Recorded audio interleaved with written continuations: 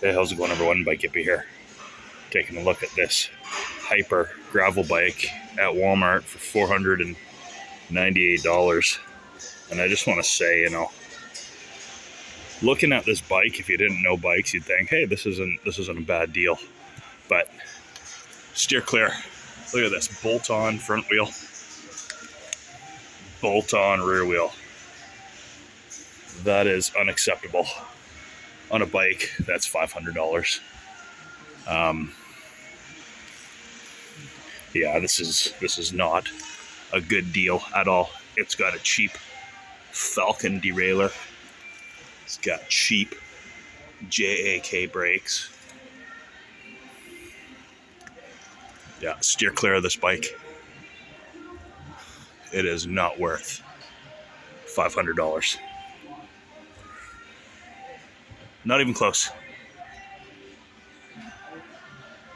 Not even close. Anyway, that is all. Thanks for watching. Have a nice day.